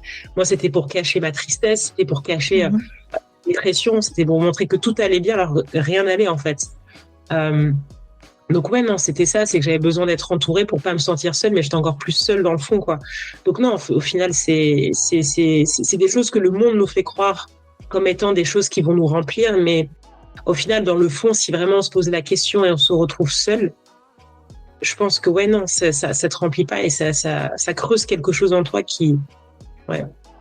Non, mais tu te sens vide en fait, hein. Tu te sens vraiment vide et peu importe ce que tu fais, ça ne comble pas ce vide-là parce que c'est Dieu qui doit combler ce vide-là. Parce que même quand tu fais de la dépendance affective et que tu es tout le temps agrippé à quelqu'un, il y a toujours ce vide-là et ce sentiment-là de jamais être rassasié. Peu importe ce que tu fais, tu n'es jamais rassasié parce que c'est la place de Dieu en fait qui est là. Il n'y a personne qui peut te rassasier et tout par rapport à ça. Et c'est vraiment difficile parce que même, surtout quand on connaît la vérité, quand on regarde autour de nous, c'est difficile. Avoir la connaissance, avoir les révélations divines, savoir les personnes que nous étions avant et les personnes que nous sommes aujourd'hui. Et parfois, en fait, observer des comportements dans nos familles, des personnes qui sont toujours, en fait, sous le joug de l'ennemi, qui sont esclaves de la société, des dictats de la société, que ce soit de la beauté, que ce soit du m'as-tu vu, des apparences. Tu dois avoir une grande maison avec piscine. Tu dois voyager tous les 3 mois, tous les 2 mois. Mais tu es vraiment, en fait, esclave sans avoir le bonheur. Tu n'as pas de bonheur, tu n'es pas en paix. Et surtout la paix, pour moi, c'est très important. Être en paix, tu n'as pas la paix. Tu es tout le temps vide. Et même si les feux des projecteurs sont sur toi, à la fin de la journée, tu es seul. Tu es seul avec tes pensées et tout. Tu es seul avec tes pensées. Tu te réveilles, tu es vide. Tu vois, tu peux avoir beaucoup de personnes autour de toi, mais tu peux même pas être comblé parce qu'il n'y a pas de connexion, de réelle connexion. Et ce qui est bien avec le Seigneur, c'est que quand tu marches en fait avec le Seigneur, quand tu connais ton identité, quand tu restes sur ton chemin, tu attires les bonnes personnes. Tu attires naturellement les bonnes personnes, les personnes qui des fois qui sont que de passage, mais ce sont de bonnes conversations. Ce sont des échanges. Tu te dis que c'est des échanges bénis. Ces personnes-là ne restent pas longtemps dans ta vie, mais les conversations sont intéressantes. Il y a des personnes que le Seigneur place dans ta vie. Tu sens qu'on est tous ancrés en Christ, on se tient la main, on marche ensemble. Il y a vraiment ces relations profondes, ces liens. Le Seigneur, des fois, te donne une nouvelle famille aussi en Christ, avec des frères et sœurs en Christ et tout. Et tu attires juste les bonnes personnes. Tu attires les bonnes personnes. Tu es toi et tu attires les bonnes personnes. Les personnes qui vont avec, en fait, ton destin et tout. Et sans forcer. Il n'y a pas de je cherche à me faire des amis. Les personnes viennent naturellement, les bonnes personnes. Alors que quand tu ne connais pas ton identité, quand tu as cet alter ego, quand tu fais semblant d'être quelqu'un que tu n'es pas, tu fréquentes toujours les mauvaises personnes parce que ces gens-là viennent vers toi. Alors que pour ce que tu dégages, tu dégages quelque chose que tu n'es pas, tout simplement. C'est ça, c'est exactement ça. Non, je pourrais pas dire mieux. Franchement, c'est une grâce que juste se dire que on est enfant de Dieu et qu'au final, il a quelque chose de prévu pour nous. C'est pas facile parce qu'au final, on vit dans un monde tellement, les illusions, surtout de nos jours. Moi, enfin, j'ai à cœur vraiment que la nouvelle génération soit vraiment une génération zélée parce que ce sera pas facile pour eux. Il y a les réseaux sociaux, etc. Mais c'est vraiment un monde d'illusions. Mais le jour où on se rend compte que c'est Dieu, en fait, la source de vie, la personne qui t'abandonnera jamais, qui sera toujours là avec toi, qui te tiendra la main, quelle que soit la situation. Oui, il y aura des moments durs, mais il sera là avec toi. Le jour où on se rend compte de ça, c'est là, la paix, en fait. La paix, c'est là, on le reçoit et on marche dans la paix tous les jours. Et ça n'a pas de prix, quoi. Des fois, je sais pas comment expliquer, mais il y a des moments où même, une fois, ça m'est arrivé, chose qu'avant, je ne savais pas discerner, parce que pour moi, quand j'étais pas avec quelqu'un, j'étais seule. Et un jour, je me souviens, le Seigneur m'avait vraiment volontairement dit ne prévois rien ce jour-là. Je dis OK. Donc, j'ai rien prévu et j'ai passé un samedi, mais incroyable avec le Seigneur parce que, je sais pas, il m'a rappelé des beaux souvenirs d'enfance. Il m'a aussi emmené dans des belles visions. Et puis non, chaque moment était unique. Même quand je cuisinais, je sentais sa présence. Et je me suis dit, mais il y a rien de comparable, en fait, que la présence de Dieu. Donc, ouais.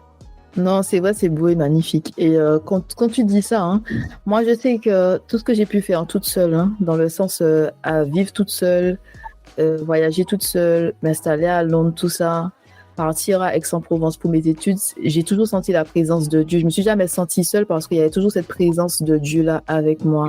Et j'ai dit, comme tu dis, Dieu, c'est notre source parce que il nous permet en fait d'être en équilibre et d'être en fait de bonnes personnes aussi pour les autres. C'est-à-dire que tu as ton équilibre avec Dieu. Donc, en fait, tu t'agrippes pas aux autres personnes pour la dépendance affective, pour recevoir de l'amour. Tu peux aussi, et quand le Seigneur te change et tout, tu deviens comme Dieu en quelque part, dans le sens que tu deviens lente à la colère, rempli de compassion, rempli d'amour. Et même dans l'éducation de tes enfants, parce que moi dans ma tête, avant, je pensais que j'allais donner l'éducation à l'antillaise, vraiment à mes enfants. Moi, je vois toujours ça, en fait, l'éducation entière, c'est-à-dire que on te pousse dans la piscine, ça, c'est vraiment avant. On te pousse dans la piscine et tu vas apprendre à nager dans la piscine, tu vois. Et je pensais que j'allais reproduire un peu de cela avec mes enfants. Et un jour, j'ai dit à Dieu, mais en fait, tu peux pas faire ça parce que toi, tu as vraiment pris ton temps avec moi. Tu m'as pas envoyé dans la piscine, tu m'as dit, apprends à nager pendant que tu te noies. J'ai dit à Dieu, je ne pourrais pas faire ça avec mes enfants parce que toi, j'ai vu que tu as vraiment pris tout ton temps avec moi. Tu as vraiment été rempli de compassion. Même des fois, quand je ne comprenais pas et que je disais à Dieu, mais pourquoi tu me fais faire ainsi? Pourquoi je suis là, nanana? Tu dis, tu as eu beaucoup de patience avec moi. Des fois, il me dit pourquoi. Des fois, il me dit, fais-moi confiance, Jessie. Mais c'est toujours rempli d'amour. Je me suis dit, mais comment ne pas reproduire ça avec les gens? De se dire que cette personne-là, elle est au début de son cheminement avec le Seigneur, d'étendre sa grâce à cette personne-là, de vraiment lui donner la main à son niveau, parce que c'est ce que Dieu fait avec nous. Donc, tu forces pas, en fait, les choses sur les autres, parce que tu te dis que non, Dieu est patient. Donc, moi aussi, je vais être patiente avec cette personne-là et lui donner la main et prendre le temps de faire les choses. Et même quand j'ai commencé avec la femme victorieuse, moi, je voulais aller direct dans le sujet qui nous intéresse. Et Dieu m'a dit non, il faut qu'on commence par le début, Jessie, d'accord? Après, il m'a expliqué que tu peux pas donner un enseignement du lycée si la personne n'est pas passée par le primaire ou le collège. Et j'ai dit effectivement, mais moi, dans ma tête, je suis là, allons partager ce que je sais maintenant. Mais je voyais toujours, il m'a dit non, Jessie, on commence petit, d'accord? Et après, il m'a montré que voici ce que j'ai fait avec toi et tu dois faire la même chose avec les autres, tu vois? Et c'est vraiment en fait qu'on nous dit que on reflète que le visage de Dieu se reflète sur notre visage. C'est en ce sens, c'est que on reproduit en fait ce que le Seigneur fait avec nous, avec d'autres personnes. Et d'où le fait que nous sommes maintenant des femmes patientes avec les autres personnes, remplies de compassion, lentes à la colère et qu'on cultive la paix, parce qu'on on reste beaucoup avec le Seigneur dans sa présence. On voit ce qu'il a fait avec nous, donc on refait la même chose avec les autres personnes. Wow, ouais, c'est beau ce que tu dis parce que c'est clairement ce que je ressens maintenant au quotidien. Maintenant j'ai toujours cette seconde pensée en me disant mais Christ, Seigneur, t'as été comme ça avec moi, donc je pourrais jamais me permettre, vu d'où tu m'as sorti, la patience que t'as eu pour moi, je suis repartie dans le monde, tu as attendu, t'étais là, donc je pouvais jamais me permettre de me dire non, je vais pas étendre ma grâce. Et ça, je pense que c'est important. Je pense que quel que soit l'endroit où on est, c'est important de se rappeler d'où on vient, d'où Dieu nous a tirés en fait, parce qu'on a tous un moment où Dieu a étendu sa grâce et s'est dit je suis encore là en fait, ma main est encore là. Donc ça, c'est hyper important tous les jours, que ça soit des fois avec les collègues de travail, avec les colocs. C'est pas facile des fois parce qu'effectivement, des fois aussi ils sont plus guidés par la chair et c'est pas facile parce que des fois on reçoit des paroles qui font mal. Mais c'est important de se rappeler aussi qu'il faut toujours étendre sa grâce, quoi. C'est important aussi de se rappeler d'où nous aussi on vient, en fait, que nous aussi un jour on a offensé quelqu'un et que le Seigneur nous a pardonné. Donc, ouais. Non, je suis d'accord avec toi. Quand je pense à mon passé et tout, moi j'écoutais des musiques qui n'étaient pas à la gloire de Dieu. J'étais dans une longue relation et c'est pas la volonté de Dieu pour nous. Et je me dis que même en étant dans cette longue relation, en n'étant pas mariée, en étant avec la mauvaise personne, pas la personne que Dieu avait pour moi, Dieu m'a pas abandonné. Et c'est vrai que quand tu te rappelles de tout ce que Dieu a fait pour toi, tu es obligé d'étendre ta grâce. Tu peux pas être dur avec d'autres personnes. Tu peux juste dire que ces personnes-là n'ont pas Dieu dans leur vie. Et que des fois, l'Esprit Saint, des fois qu'on ne peut pas étendre notre grâce, l'Esprit Saint est puissamment sur nous pour garder notre calme. Et on n'est pas seul en fait, parce que dans tout le Seigneur nous tient la main, dans tout le Seigneur est avec nous. Et aussi, si on fait des erreurs, on peut toujours demander pardon. Dire, tu sais quoi, j'aurais pas dû te dire ça comme ça et tout, revenir vers la personne et demander pardon. Dire, j'aurais pas dû te dire ça. C'est pas facile, j'étais fâchée, j'étais énervée, c'est pas comme ça que j'aurais dû dire les choses. Il y a toujours ça, on peut toujours demander pardon et tout aux autres, et demander pardon à Dieu, demander pardon à la personne. Et il y a toujours l'Esprit Saint qui nous guide sur nous, qui est en nous, qui demeure en nous et qui nous donne des fois la paix quand on sent que la chair, en fait, veut prendre le dessus. La chair, en fait, tu es énervé, tu te dis, mais comment cette personne-là ose me parler? Il y a l'Esprit Saint qui vient puissamment et qui te dit, calme-toi. Ouais. D'accord, calme-toi. Moi, c'est au travail. Il y a des situations au travail. J'ai dit, c'est bon là. Je vais leur dire ce que je pense. J'ai senti l'Esprit Saint puissamment sur moi. J'ai dit, je sais que c'est toi, Esprit Saint, parce que moi, toute seule, j'ai réglé le compte de cette personne-là. Là, tu as dépassé les limites et tout. Et c'est vraiment l'Esprit Saint. Donc, vraiment, de se dire que quand on marche avec le Seigneur, il nous entoure des personnes. Il y a l'Esprit Saint qui demeure en nous. Il y a Jésus-Christ qui est toujours là pour nous. On appelle Jésus-Christ à tout moment. Jésus-Christ vient. Le sang de Jésus est puissant aussi. C'est vraiment, en fait, le royaume de Dieu. C'est-à-dire que nous sommes les enfants de Dieu. Nous sommes dans le royaume. Donc, nous avons aussi, en fait, des privilèges. Et nous marchons dans le surnaturel. Nous ne sommes pas seuls et tout. Et c'est vrai que c'est compliqué pour certaines personnes de comprendre parce qu'elles n'ont pas forcément le niveau spirituel. Le niveau spirituel pour avoir cette expérience-là. Mais petit à petit, quand on marche avec Dieu, le Seigneur se révèle et on ressent certaines choses parce que vraiment, ce qui fait la différence pour nous, les enfants de Dieu, c'est la relation avec le Seigneur et c'est les expériences aussi de restauration, de guérison, on voit vraiment la main de Dieu. C'est pas juste en fait la parole de Dieu, mais il y a vraiment cette expérience spirituelle, ce ressenti qui valide en fait la présence de Dieu, le fait que nous sachions que Dieu est un Dieu vivant, mais il y a aussi en fait ce que les témoignages, il a fait ci, il a fait ça dans ma vie. C'est pas juste en fait, oui, on va à l'église, oui, on lit la parole de Dieu, mais il y a aussi en fait les manifestations de notre Père, de ce qu'il fait dans nos vies, dans la vie aussi des autres. Totalement. Et c'est pour ça que, le fait que je partage aussi ce que j'ai vécu, et je crois que c'est la première fois d'ailleurs que je partage vraiment, parce que j'ai eu des petites parties où j'ai partagé mon témoignage à l'église, des choses comme ça, mais là c'est vraiment entier. C'est parce que pour moi c'est important de témoigner de ce que Dieu a fait dans ma vie, parce que la guérison est disponible. C'est pas juste de se dire bah voilà, j'ai le cœur brisé, j'ai des traumas, j'ai une personnalité qui est dissociée en fait de mon corps et ce sera toujours comme ça. Une fois quelqu'un m'a dit quelque chose qui m'avait dit oui mais j'ai toujours été comme ça et ça changera jamais. Si en fait c'est possible, mais faut se rendre disponible. Je dis ça parce que moi aussi je me disais pareil, j'étais dans cette attitude de me dire bon ben je serai toujours la même et puis bah Dieu m'aimera, mais voilà je vais avancer comme je peux, jusqu'au jour où en fait j'ai vraiment lâché le contrôle. Je me suis dit de toute façon j'étais aussi en rupture amoureuse, donc bon ça aide, mais on peut le faire bien avant d'être en rupture amoureuse, d'être au fond du trou et de se dire je me rends disponible, mon cœur est ouvert, fais-en ce que toi tu veux et guide-moi parce que j'ai pas la réponse. Et je pense qu'une fois qu'on lâche tout à Dieu, c'est là où il peut faire son travail. On peut pas autrement. Il peut pas faire la moitié en se disant bon, tu gardes un peu ton cœur, je peux restaurer ton corps. Non, c'est tout en fait. Donc ouais. Oui, je suis d'accord. Je suis d'accord avec toi. Je suis d'accord sur le fait qu'il faut vraiment tout lâcher à Dieu parce que Dieu a pris sa place seulement quand j'ai tout mis à ses pieds. Quand j'ai tout mis à ses pieds, j'ai vraiment vu l'éducation de Dieu, sa main dans tout. Et j'ai vu ses merveilles, en fait, ses merveilles et vraiment voir son éducation dans le sens, par exemple, des choses qui sont banales, en fait, comme quand Dieu m'a dit reprends les cours d'espagnol, reprends les cours de portugais, je l'ai fait quand Dieu m'a dit de faire. Et je me suis dit que Dieu il est aussi intéressé par ton éducation, par, en fait, ta culture générale, parce qu'il te prépare pour un niveau, il te prépare pour un travail, il te prépare pour pouvoir en fait étendre son royaume, peu importe, parce que nous faisons tous partie du corps de Christ, donc on a différents destins, mais il nous prépare, il est intéressé par tous les domaines de notre vie, et il n'y a rien en fait qui est à l'extérieur en fait du périmètre du Seigneur, du champ d'application de Dieu. Dieu vraiment est intéressé par tout.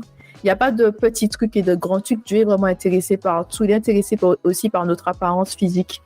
Il est intéressé par ce qui est à l'intérieur, mais aussi notre apparence physique. Il veut que nous soyons en bonne santé physique, bonne santé mentale. L'apparence aussi compte pour le Seigneur.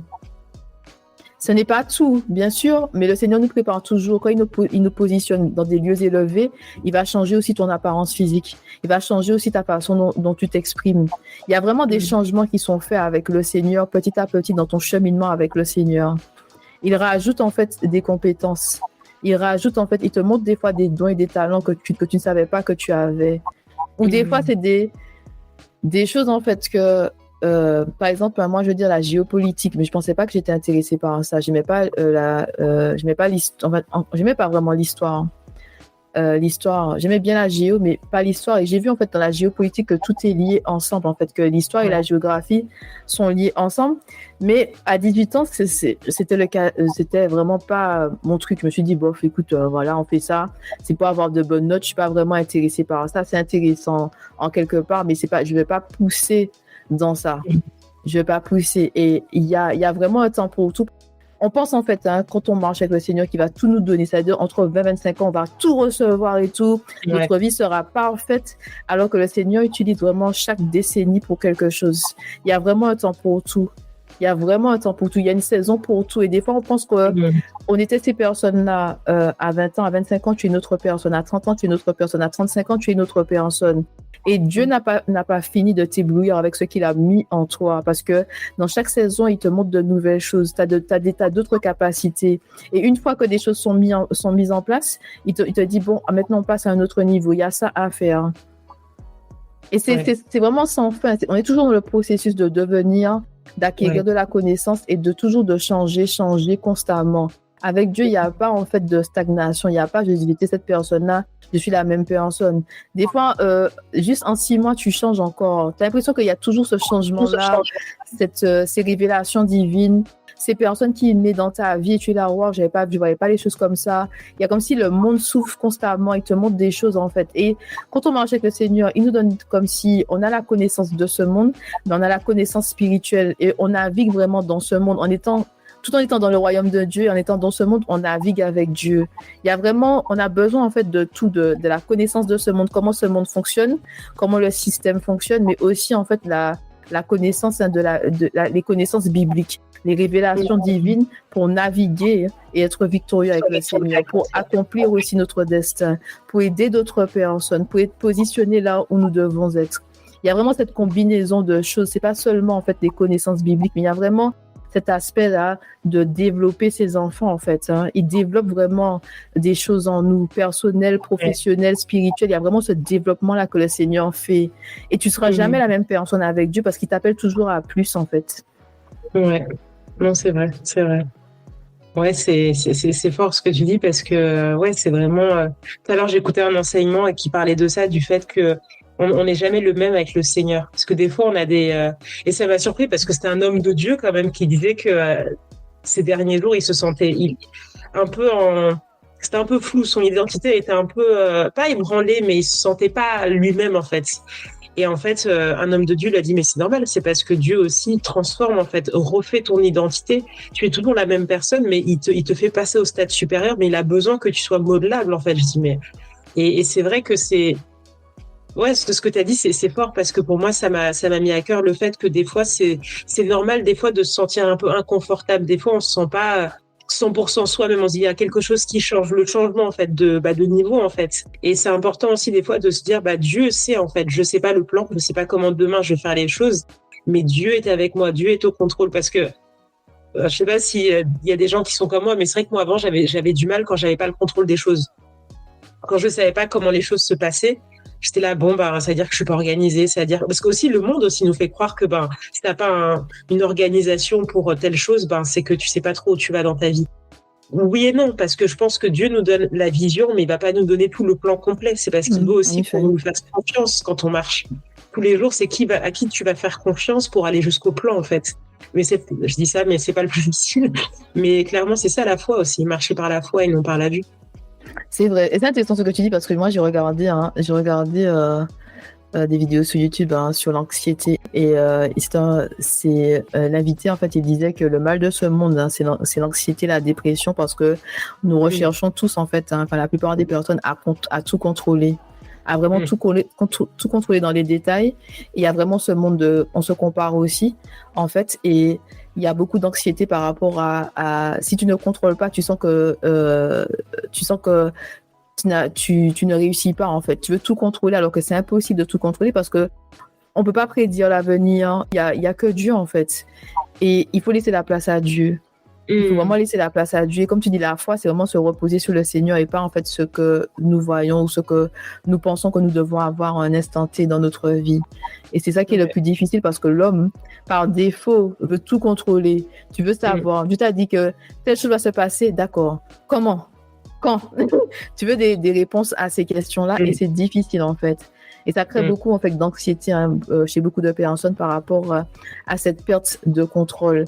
Et quand on marche avec Dieu, il nous appelle tout le temps à fais-moi confiance, repose-toi sur moi. Vraiment de Mm. s'abandonner dans ses bras. Fais-moi confiance. Ouais. Et c'est ça qui est difficile parce qu'il y a beaucoup de personnes qui sont là, non, je veux voir. D'accord, tu m'as dit ça, quand est-ce que ça va se passer? Où sont les garanties? Je veux des preuves. Je veux le billet d'avion. Tu m'as dit que je veux partir. Où est le billet d'avion? J'ai pas encore le billet d'avion. Tu vois? Ouais, ça m'a rappelé, quand tu as dit ça, ça m'a rappelé la période où, pendant le processus de guérison, où Dieu a vraiment fait tomber les idoles dans ma vie. Donc, c'est-à-dire les idoles du mariage, les idées, parce que j'ai 31 ans. Et autant, bon, j'ai pas jamais vraiment, je me suis pas dit, il faut que je me marie, mais il y a eu un moment où à la trentaine, je me suis dit, bon, faut peut-être commencer à y penser. Et le truc, c'est qu'effectivement, il y a eu un moment où le Seigneur m'a fait comprendre que le mariage ou les relations étaient devenues une idole pour moi. Et j'avais lu ce livre d'ailleurs sur une femme de Dieu qui parlait qu'elle a été célibataire jusqu'à ses 38 ans. Elle a dit cette phrase, enfin cette prière à Dieu et je me suis dit waouh, je ferais jamais ça, mais c'était fort. Elle a dit Seigneur, je sais pas si tu es assez dans ma vie, mais fais en sorte que tu sois assez pour moi dans ma vie. Et je me suis dit waouh, je dis c'est beaucoup quand même de se dire fais en sorte que tu sois assez dans ma vie parce que ça veut dire que Dieu tu peux te marier à 40 ans. Enfin, je me suis dit non, c'est compliqué, mais j'ai mis du temps. J'ai dit bon, j'ai vu ce qu'elle a dit, mais je vais pas le dire maintenant. Donc j'ai pris un peu de temps. Mais il y a eu un moment, je me suis dit non, il faut que le Seigneur soit assez dans ma vie pour que je ne m'inquiète même pas du lendemain ou à quel âge je vais me marier en fait. Et c'est arrivé récemment, d'ailleurs, c'est arrivé la semaine dernière où il y a eu un moment, j'étais en moment de louange dans mon église et je me suis dit waouh, ouais, tu as transformé mon cœur de sorte que tu es assez dans ma vie. C'est vrai, mais je trouve que ouais. c'est compliqué en fait pour les femmes de totalement s'abandonner à Dieu parce que tu penses toujours en fait à l'horloge biologique, à tes propres désirs de te marier. Et il y a des femmes qui ont vraiment entretenu en fait ce désir-là depuis l'enfance, tu vois, vraiment en fait entretenu. Il y a des personnes qui ont des vision boards avec la robe de mariée. Elles savent déjà où est-ce qu'elles vont se marier et tout. Elles attendent juste le mari, tu vois. Il y a des personnes en fait qui ont entretenu ce désir de mariage depuis en fait l'enfance, l'adolescence, jeune adulte et qui attendent vraiment sur le Seigneur et de pouvoir en fait crucifier sa chair et de dire au Seigneur quand tu es prêt, je serai prête, c'est vraiment difficile, tu vois. Je trouve que c'est la partie en fait vraiment le renoncement de soi, dire à Dieu pas mon temps, mais selon ton temps. Et je pense que pour toute femme, ça peut être compliqué, surtout si tu as nourri, en fait, ce désir depuis longtemps. Ça veut dire que tu attends, en fait, depuis, je sais pas, il y a des personnes, c'est depuis l'âge de 15 ans, ils se disent, je rêve de me marier. Si c'est un rêve et tout, et qu'à 30 ans, 35 ans, tu es toujours pas marié, en fait, c'est difficile de crucifier ta chair, de dire à Dieu, prends la place, Seigneur. C'est Dieu. Je crucifie ma chair. Parce que moi, j'ai des amis, moi, j'ai pas été cette personne-là qui a fait ce rêve, qui a fait vision board. Moi, j'ai fait ça sur le tard parce qu'il y a une amie qui se mariait, je voulais faire ça avec elle. Mais j'ai dit, moi, moi, je suis pas le type de personne avec, je veux dire que j'ai rêvé de ça, j'ai pensé à ça dans la vingtaine. C'est un désir, oui, mais moi, c'est pas la même chose. Et je sais qu'il y a des femmes vraiment qui sont accrochées à la réussite, c'est le mariage pour elles, tu vois. La réussite, c'est vraiment le mariage. C'est le truc qu'elles attendent dans leur vie, c'est me marier. L'accomplissement de leur vie, c'est le mariage. Et de pouvoir venir devant le Seigneur, de dire, le Seigneur, je mets ça devant toi, c'est vraiment difficile. Il faut vraiment être crucifié sa chair, relâcher tout, se dire que pas d'inquiétude totale, peu importe. C'est vraiment renoncer en fait à ses désirs en quelque part. Se dire peut-être le désir de se marier à 25 ans, à 30 ans, à 35 ans. C'est beaucoup de renoncement, mais après, c'est aussi se dire que, enfin, en tout cas, moi, de mon côté, je sais qu'il y avait aussi beaucoup d'attachement émotionnel lié à ça. Parce que pour moi, je me bah, ça veut dire que j'aurai quelqu'un qui m'aimera toujours pour ce que je suis. Alors que c'est pas du tout ça. Le mariage, c'est... Et d'ailleurs, ton coaching m'a beaucoup aidé. Ça m'a donné des clés sur le mariage parce que j'avais besoin de savoir qu'est-ce que le mariage. Parce que moi-même aussi, dans ma propre famille, ouais, il y a pas... Soit il y a eu des divorces, mes parents sont divorcés, donc, et ils se sont pas remariés les deux. Donc, c'est vrai que j'ai jamais vu un couple, en fait, vraiment construire autour du mariage. Soit c'était des couples un peu dysfonctionnels où il y avait de la violence physique ou verbale, donc, ou même des fois de la tromperie. Donc, j'ai jamais réellement, enfin, en tout cas dans ma famille, vu un couple marié et heureux. Donc, ça n'a pas été facile parce qu'effectivement, le Seigneur déjà, il m'a mis des enseignements sur le mariage. Je me suis dit, OK, mais quelle est la suite? Enfin, pour moi, j'étais là, bon, j'ai fini les enseignements, qu'est-ce que je fais? Mais non, parce que ça, ouais, le Seigneur aussi m'a positionnée en tant que femme, m'a fait aussi comprendre que le mariage, c'est plus que ça. C'est un ministère, c'est vraiment quelque chose où il faut être prêt parce que une fois qu'on est dans le bateau, on quitte pas le bateau, quoi. Non, c'est vrai. C'est vrai, parce que je pense que quand le mariage est pour toi un idole et tout, il y a un risque en fait à des fantasmes. Des fantasmes dans ta tête, et puis il y a un risque aussi d'être déçu parce que tu t'es fait tellement de films pendant des années et que quand tu vois ton mari, même si c'est le mari que Dieu a choisi pour toi, et il ne correspond pas au film que dans ta tête, hein, que tu t'es imaginé faire ceci, tu as imaginé que ton mari sera comme ça, qui va faire ci et ça. C'est la grosse déception, en fait. C'est la chute, c'est les frustrations, c'est la colère. Et d'où l'importance que ce soit pas un idole, que le mariage ne devienne pas un idole, pour que tu puisses accueillir ton mari tel qu'il est et sans attente, en fait. Hein, vraiment sans attente, mais vraiment dans volonté de Dieu, d'accord? Si mon mari a besoin de prière, je vais prier pour lui. J'attends pas qu'il soit ce sauveur, mon héros, l'homme parfait, parce qu'il y a personne n'est parfait sur terre, tu vois. Et c'est facile d'idéaliser le mariage, de faire quand je serai mariée, ma vie va changer, le bonheur total, alors que non, quand c'est juste une étape. Et après, il y aura d'autres défis et des challenges. Il y a rien, en fait. Quand Dieu te donne quelque chose, ça vient toujours avec des responsabilités, des défis et des challenges. Et quand tu idéalises quelque chose, tu mets tout ton espoir sur ça, ma vie va changer à partir du mariage. Il y a de gros risques après, de la déception, de la dépression.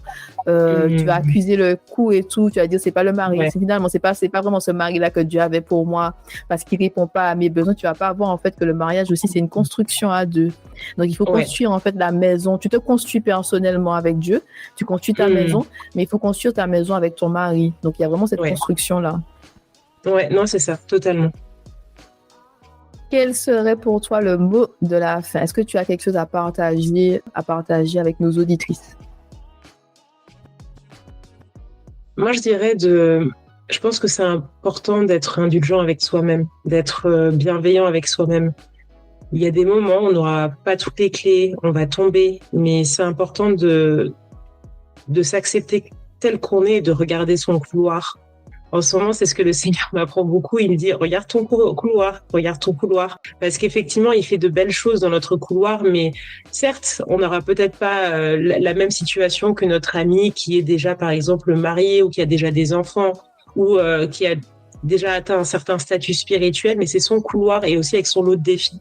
Donc, aujourd'hui, j'ai vraiment à cœur de partager que ton couloir, c'est ton couloir et il y a tellement de belles choses, de belles saisons à venir. Et Dieu n'a pas fini dans ta vie, mais sois aussi bienveillant envers toi-même. Aime-toi aussi comme tu es. Vois aussi ce que Dieu fait dans ta vie. Le meilleur est à venir, vraiment. Je pense que marcher avec Dieu, c'est encore une fois, on l'a dit plein de fois ce mot-là, mais c'est un processus, mais c'est un beau processus. Oui, hein, amen, hein, d'accord. Mais merci beaucoup, Eugénie. Puis je veux savoir aussi, s'il y a des femmes qui sont intéressées par ton coaching, comment peuvent-elles te contacter? Oui, donc en fait, j'ai un Instagram qui s'appelle Sela Empowerments et du coup, elles peuvent me contacter dessus. Je ne sais pas si tu mettras du coup un lien, mais je vais mettre le lien. Voilà. Voilà. Donc, elles peuvent me contacter sur Instagram avec plaisir. D'accord. Mais merci beaucoup, Jenny, d'avoir accepté mon invitation. Et puis, je te souhaite de passer une bonne soirée. Puis à bientôt. Merci. Bonne soirée. Bye bye. Ciao. Quel témoignage édifiant, femme de Dieu. Quel témoignage édifiant. Le meilleur est à venir. Le meilleur est à venir. Tout concourt pour le bien de ceux qui l'aiment. C'est écrit dans Romains 8:28. Et le Seigneur fait toutes choses belles en son temps. Ecclésiaste chapitre 3 verset 11. Peu importe où tu es, ce que tu fais aujourd'hui, les difficultés, les challenges, les défis qui sont dans ta vie, le Seigneur n'a pas fini avec toi. Le Seigneur a changé Eugénie. Elle n'est plus la même femme aujourd'hui. Et le Seigneur peut faire la même chose avec toi, te changer, te prendre par la main pour te ramener sur ton chemin, te révéler ton identité, ton destin, te donner la vision qu'il a pour toi, la vision de ta vie, femme de Dieu. Toi aussi, tu peux avoir une nouvelle vie avec le Seigneur. Le Seigneur œuvre en toi. Si tu as donné ta vie à Dieu, le Seigneur œuvre déjà en toi. Et tu ne seras plus la même personne, hein? Une nouvelle femme, une femme de Dieu, une femme ancrée dans la parole de Dieu, une femme de valeur. Le meilleur est à venir. Femme de Dieu, hein, c'est tout pour aujourd'hui. N'oublie pas que la femme victorieuse, c'est la transformation, l'élévation, le positionnement et la victoire avec Dieu. C'est pour la victoire, nous qu'à aller et puis bon Dieu. C'est tout, femme de Dieu. On se voit bientôt. Allez, bye bye!